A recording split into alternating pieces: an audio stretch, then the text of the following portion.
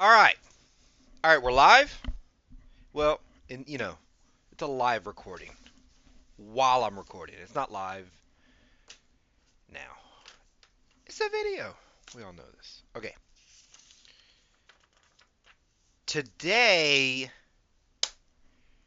this week, I had the supreme misfortune to read All Quiet on the Western Front.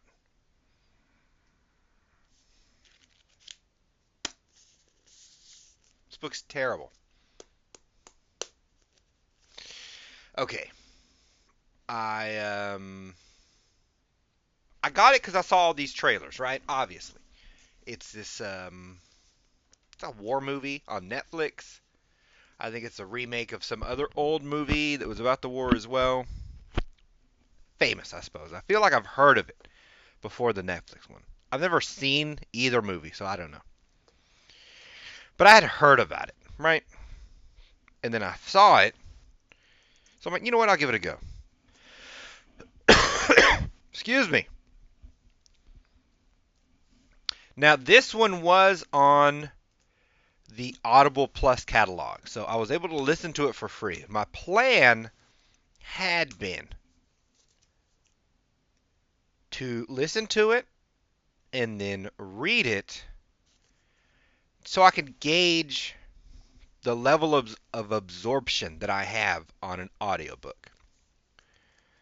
Because I'm not sure about it, right? I haven't listened to as many audiobooks as I've read books, right? I understand when I read a book how it comes in, so to speak. What I find is names. I when I'm listening to the book, I have a easier time losing track of the people's names versus when I see the name. If I see Mueller or whatever, it like locks onto the character a little better. That's neither here nor there. I couldn't do it. I listened to this dumb book and then I'm like, I'll try and read it. I couldn't get through it. After I'll read a bad book, okay? And I'll listen to a bad book. But I can't back to back read and listen to a bad book, just back to back like that. I could not do it. No. Apparently, my absorption when I listen is almost as high as when I read it, so, I guess test successful. But I could not reread this right after I listened to it because it's terrible. Rating. Let's just get the rating out of the way. Oh, I'm not still sick. Just my body doesn't know it yet. A stupid cough. This is a 1 out of 5. A 1. It's not long. It was 6 hours to listen to. I'm a slow reader. I could get it done quick. If I had it in my soul to be able to read this dumb thing, which I do not. A 1 out of 5. It's not even really a book, okay? Because at first I was more mad at it. Because I always get mad. Because a book should be a book, right? It should be good. And when you start to read it and it sucks, you start to get angry because you wanted a book. But what this is, what do they say? It's right in the middle of two things. If you cut out some of the book, some of the fat here, it'd be an excellent war poem, right? Instead, it's too much to be a poem, which is sort of what it wants to be. But then it's not enough to be a book. We miss a lot of the buildup. Okay? The author, he wants to get to his point too quick. It's an anti-war book. He's not for the war, so he's going to talk, let's say, badly about the war. Not too difficult to do, people dying, right? But he just wants to get there too quick. If what is it? You kind of need their life before the war to care about them losing any lives during the war, right? For these individuals. You can talk on a broad scale about the supreme loss in any war, but I feel like people think it loses impact. I don't think it does. I think readers, us, can appreciate these large chunks, right? You make analogies, right? One of these, like it's like 9/11 every day for a year. One of these kind of things. You have ways to get across the horrors of war, but he wants a sort of personalized message. But he doesn't want to wait, right? So if you give me, I don't know, a good chunk more about the life they had in Germany before, his upbringing, his family, this and that, then I'd know who this person is before this war starts, right? You have to have some part of that. He doesn't have any of it. He doesn't have any of it. He just wants to get right to his anti-war stance.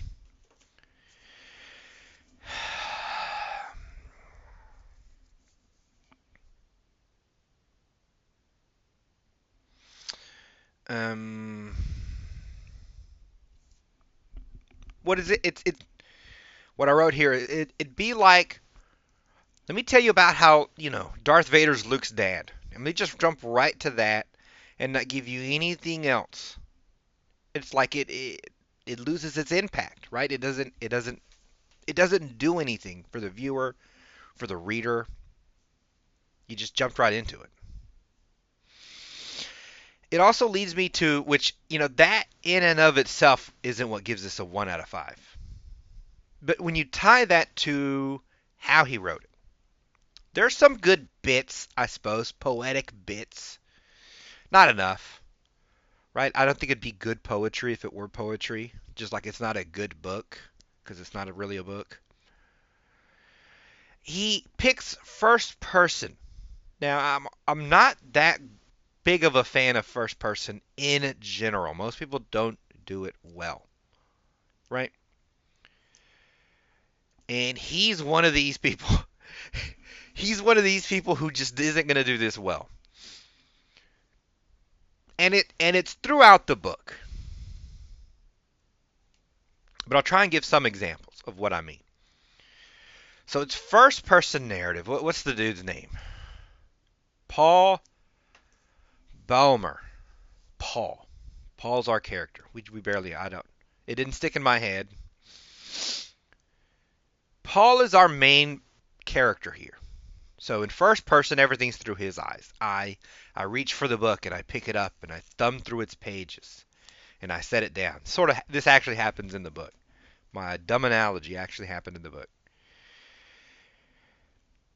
When it's through first person, everything that the person does or thinks, because that's what we're getting his inner, should promote that character in some way or another, right?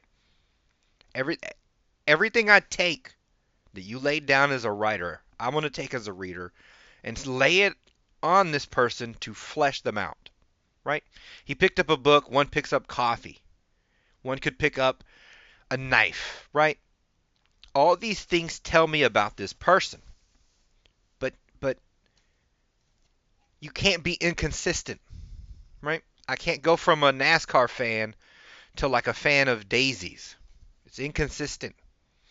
And that's what he is horribly in this book. Because he wants a point. He's wanting to make a point. His anti-war point. So in the one instance, there are these young men who don't know anything about the world and this and that. Sort of led by the nose. And then the next instance, they're grizzled vets. And look at the new recruits and they don't know what's coming for them because they've never been in the war. Right? And you're like, how are you both of these people at the same time? It doesn't make sense, right? If you've been in the trenches, if you've been in the war, you're a veteran. You treat it a certain way. But then the rest of your thoughts have to follow that veteran trend. You can't then just backtrack randomly and make him a baby-faced kid again, which is what he tries to do. Also, he's very inconsistent with the sentiment of our character, right? Let me see, how am I going to say this?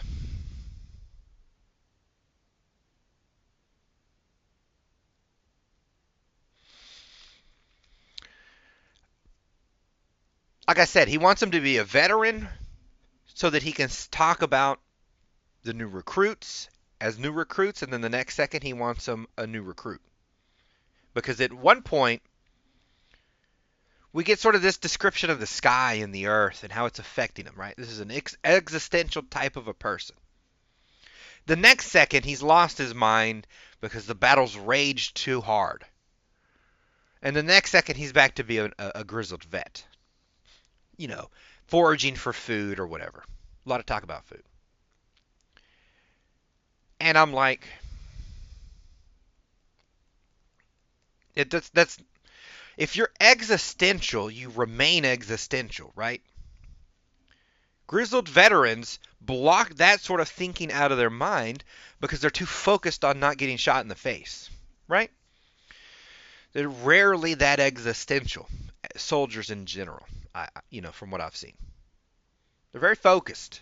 You're in a situation that requires focus, but he wants his cake and he wants to eat it too, and it leaves you. It's inaccurate. It can't be. So now I'm all discombobulated as a reader.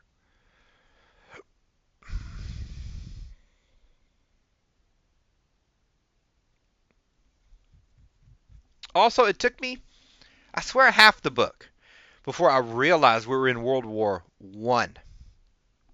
Again, I don't read There's not a prologue in this. If there was one, I wouldn't have read it. I'd just see the cover and I start reading the book. So it just shows you how little descriptors he has.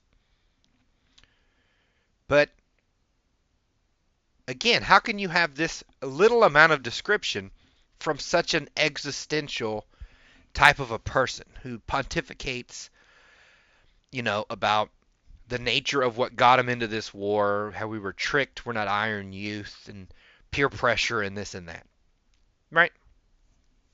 But on top of this, we have sort of inconsistent for the times. Remember, it's 1914. Um, there's still serfs in the world. There's royalty all over England. Our character, our Paul himself, would have been born in the Victorian age. That's the kind of era we're talking about. And I'm not saying that this type of a person is impossible, right? There are all types of people. I'm saying that certain eras have certain eras of people. And in this era, I don't think if he were this existential about the war while he's in it, while bombs are dropping around him, that he would have even gotten in the war, right? He would have been outside of it and right about it, even though they might have called him a coward or this or that. That would be his gentlemanly, manly thing to do. Do I have it near me? I don't have it near me. I have another book from the same sort of. He wouldn't be the same age. He'd be older, but he was a real person, Monty, the field marshal for World War II. And you read in some of the quotes that he gives from his autobiography, and they treated war in their minds different than we do, because our minds have been colored by the world wars, right? We're very aware. We've seen a lot of documentaries and footage and talked about it, and there's been movies. We're very aware of these sort of horrors that came out of this. Them at that time weren't aware, right?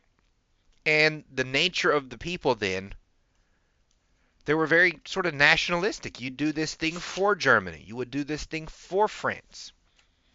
And it's not that big a deal. The 1800s, about 100, they were like constant wars. Boer War, this war over here, these little skirmishes in whatever country. You're constantly sending soldiers out. It was a different kind of profession than it is now, right? So I don't even the sentiment he brings up, I don't agree with to try and tie it this way. Now there are ways around it, right? You could say he was a writer, he was this or that. I mean, there wasn't a draft. I don't believe. I don't believe in World War One Germany there was a draft. They were all volunteers. You lined up to fight. America had a draft. We didn't have an army. And even our draftees, I feel like if you did a draft today, we would have this much more of a resistance to it. Some people would line up, obviously, you don't break the law.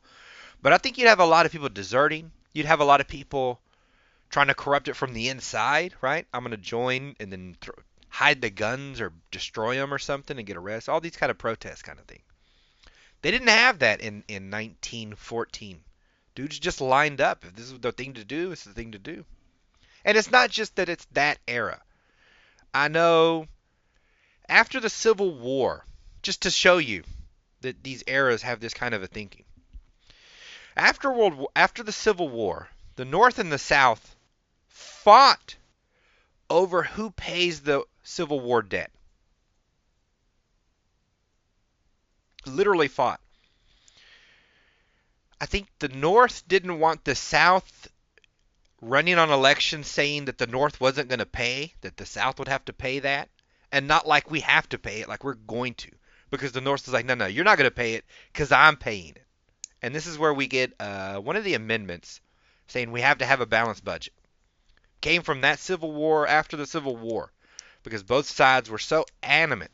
It was a point of pride to say we paid this debt off. Versus now where we're running up debt like anyone's business. There's no real interest in the public about the national debt. That's what I'm saying. The various eras of world history have thinking, a certain way of thinking that's very pervasive. Right? So yes, you could find a guy that thinks this way about such and such, but the odds that you would find him, and then that it's representative enough to make your story about. So if you were to find someone this unique, you would have needed to given me more of a unique story, right? He doesn't. He picks a unique character and then tries to have a very generic actions from that character. You see? It's inconsistent and it doesn't work. What do I mean? What do I mean existential? Here's a quote from the dude, from the book. We are no longer soldiers, but little more than boys. No one would believe that we could carry packs. Now, I think you're going to be hard pressed to find 22-year-old men today to be in a group of other men and talk like this. You know, no one stops and it's just like, it was the best of times, it was the worst of times, right? No one does this. No one does this now. They certainly wouldn't have done it. They wouldn't have done it way back in 1914, right? It doesn't make sense. It doesn't hold water, right? And it's a 22-year-old doesn't see himself as a boy. He wouldn't see his friends as boys. They'd just be dipping their toes and relaxing in the water, right? Taking a shower, whatever. Not that big a deal. But here it's because our author's looking back with his eyes. Our author's having these thoughts. He just doesn't have, or thinks he doesn't have, the proper medium to get them across.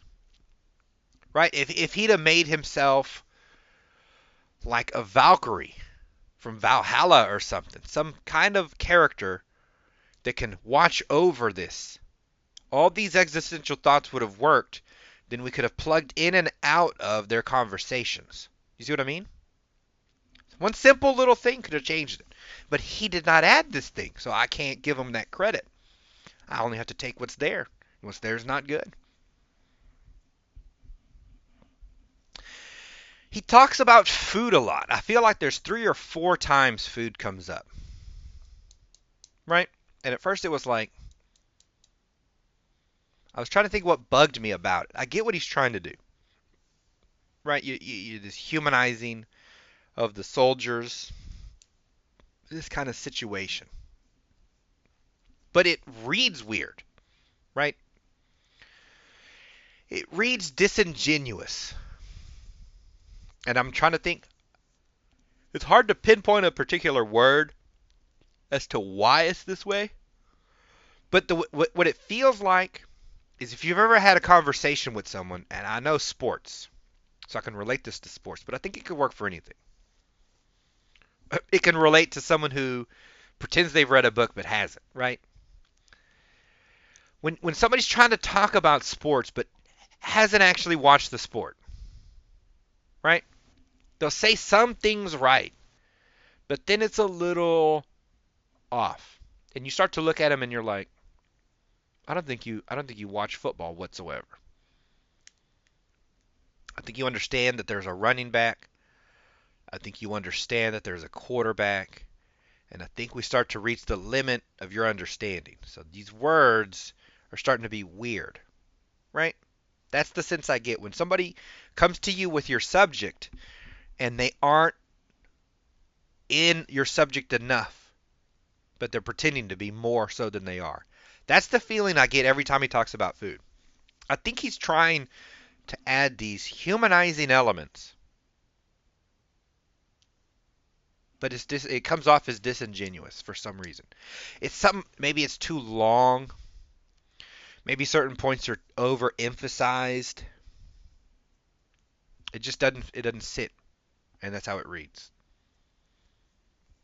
There's another thing that struck me because, like I said, it took me half the time before I realized I was in World War One. He doesn't describe a lot of the war. And again, he does this for a point. Right? Obviously, he's trying to say that the war on a whole doesn't matter. There are these cogs in the machine, blah, blah, blah. Very woke, if I'm being honest. I know he wrote it way before wokeness, but apparently wokeness is timeless. Because this crap's woke as all get out. But, again, I've read other books. I know specifically I did a review here of the War in the Pacific. Now you have sailors. I showed up for the draft. Some went to the army. They're fighting the Germans. Others are like, I need you to fight the Japs. And they send these men other side of the world, and for months sometimes they're hanging out. They just live in Hawaii. They live in Australia. It's really nice. Pleasant. Hawaii is pleasant. Australia is pleasant. And so they just wander around. They're getting paid. They don't have much to do.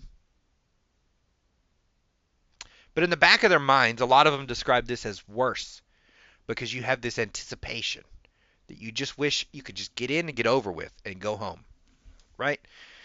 But they are aware. Even the military hides some of the stuff that they're going to do so that word doesn't leak out to any spies that then leak back to the Japanese. Because the soldiers themselves, regular guy, not an officer, not trained, just showed up, basic training, and he got shipped across the world. Regular soldier is constantly on the lookout for information. I heard a bunch of big ships are coming. I heard we got a big mission starting. I heard get ready, we're about to go out, right? It's always we're about to move out. Where are we moving to? What's it like? Anyone ever heard of Guadalcanal? I mean, I guess it's an island. Is it like Hawaii? What are the Japs like? Heard they're vicious killers, right? They're very hyper aware. You're in a situation of life or death, and you would be hyper aware. If idiots talk about who's getting drafted, who's getting traded in a football game, how much more are they going to talk about a war that they're in? If such and such went bad over here, that starts to affect them in this spot. Oh, I heard it's not going good with the Germans. We could be in trouble, blah, blah, blah. Right? They're aware of where armies are. I heard Patton's moving here. Right?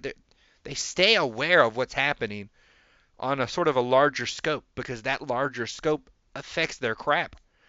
If you hear of some massive breakthrough of the Germans and Russia capitulated, that affects you if you're a German soldier. Bro, we might have such and such, more reinforcements, the war might end tomorrow. Because you can't go on if you don't have the Russians on your side. It could all just end. There could be peace tomorrow.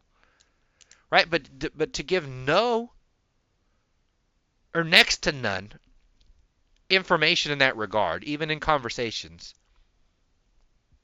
it starts to chip away at what you need to build up on. I need to believe these are soldiers. I need to believe this is how they talk. I need to if I don't believe, why am I going to care? If I don't care, then it doesn't matter that such and such got his leg blown off or breathed in toxic gas and he's going to die or whatever. None of it starts to matter, right? And that's the problem he has. He didn't build anything. He's not building anything. And so you're left floating.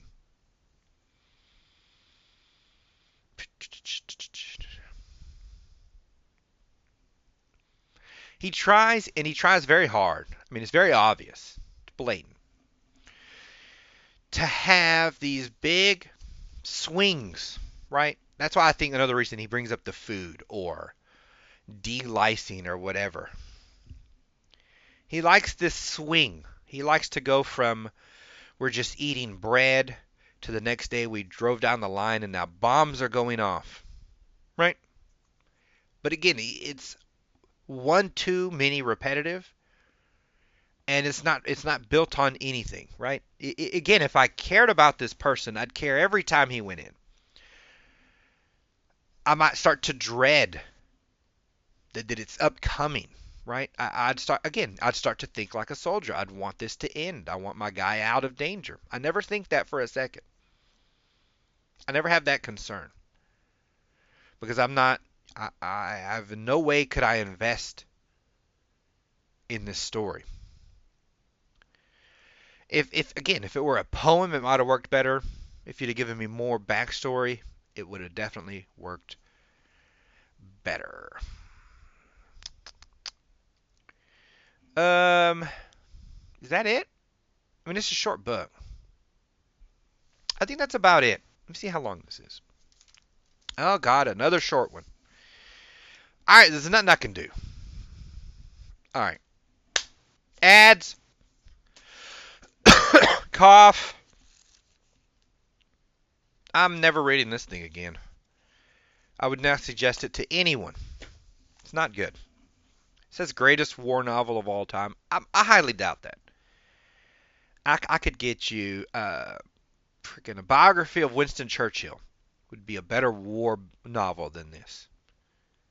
And I'm not talking just in the sense of, oh, let's glorify battle or anything like this. No, to get the full real deal of what happened. Winston Churchill. All right, this was a short book. I didn't intend it to be two short videos back to back. Honestly, I want a good book. I don't want these bad ones. Well, no, the last one wasn't bad, was it? It was just short. No, it was long. I just did a short video on it. All right, now, okay, we're clear. We're clear. All right, people. Thanks for listening. Do not read this book. It's terrible. I guess watch the movie. I guess this is the one rare instance where the movie's better than the book, because it can't be worse. There's no way. Terrible. All right, have a good one. Talk to you next week.